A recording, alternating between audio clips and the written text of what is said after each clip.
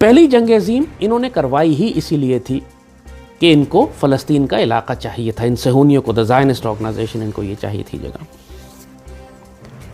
پھر انہوں نے دوسری جنگ عظیم کروائی، اور دوسری جنگ عظیم کا مقصد بھی یہی تھا کہ پورے یورپ میں تباہی بچائی جائے تاکہ دنیا کو یہ جسٹیفائی کیا جائے۔ اب 100 سال کے بعد ان کو ایک تیسری عالمی جنگ کی ضرورت ہے۔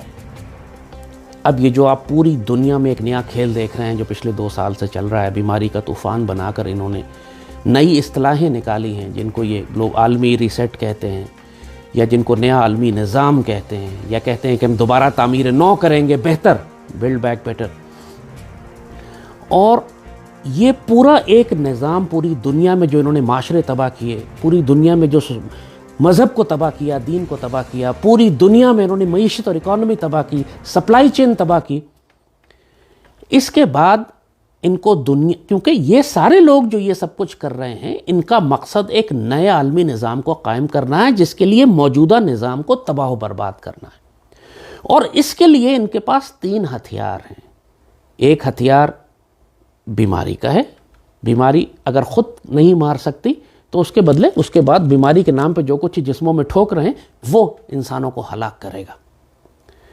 دوسرا، یہ جنگوں کے ذریعے آبادیاں کم کریں گے، اور جنگ سب سے تیز طریقہ ہوتا ہے دنیا کے نقشے تبدیل کرنے کے لیے۔ جیسے کہا کہ 4 سال میں ایسٹرو ہنگیرین امپائر ختم ہو گئی، آٹومن امپائر ختم ہو گئی، رشین امپائر ختم ہو گئی، اور درجنوں ملک نکلے ان 3 امپائرز کے ختم ہونے سے۔ تو اتنی تیز نقشے کسی اور چیز سے تبدیل نہیں ہوتے جتنا آپ ایک جنگ سے کر سکتے ہیں۔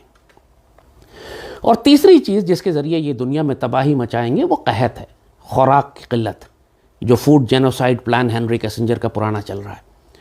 تو اور یہ سب آپس میں جڑے ہوئے ہیں، کیونکہ یہ پوری دنیا میں جو انہوں نے تباہی مچائی، معیشت تباہ کی، سپلائی چین تباہ کی، اس کے نتیجے میں فرسٹریشن، غصہ، اینگر، پھر اس کے نتیجے میں انہوں نے 2 بڑے فلیش پوائنٹس نکالے۔ ایک فلیش پوائنٹ یوکرین اور رشیا کا، دوسرا فلیش پوائنٹ جو ہے وہ تائیوان اور چائنا کا۔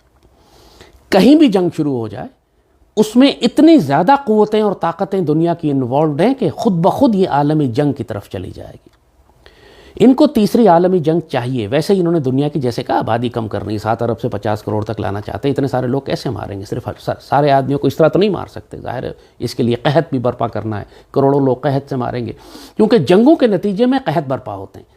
یوکرین اور رشیا دنیا کے سب سے بڑا گندم پیدا کرنے والے ملک ہیں، پوری دنیا کو یہ گندم سپلائی کرتے ہیں، خود پاکستان میں گندم یوکرین اور روس سے آتی ہے۔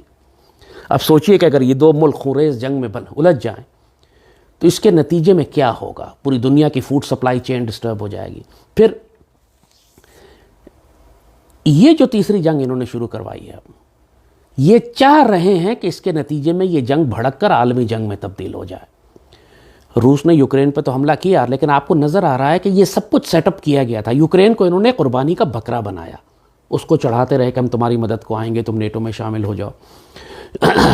اس سے کہا تم سٹینڈ لو روس کے آگے، بدماشی کرتا رہا، وہ کھڑا ہو گیا روس کے مقابلے پہ، بات چیت بھی نہ کرے، مسلسل دیکھتا رہے نیٹو کی طرف کہ نیٹو آئے گی، مجھے ممبر بھی بنا لے گی، بچا بھی لے گی، نیٹو کی فوجیں آ جائیں گی۔ اور یوکرین میں امریکہ نے کیا کیا کہ اپنے بایولوجیکل ویپن پروگرام یوکرین میں فٹ کر دیے جا کے، جو وہ ایسی لیبارٹریز کے جن کے ذریعے یہ حیاتیاتی ہتھیار بنا سکتے تھے، پورے یوکرین میں جگہ جگہ بکھری ہوئی ہیں۔ اس کا کوئی ذکر میڈیا میں نہیں کر رہا۔ بایولوجیکل ویپنز پروگرام بہت بڑے یوکرین میں ہیں جو کہ نیٹو نے لگائے جا کے، اور اس کا مقصد تھا کہ یہیں سے ہم ان کو روس کے خلاف استعمال کریں گے۔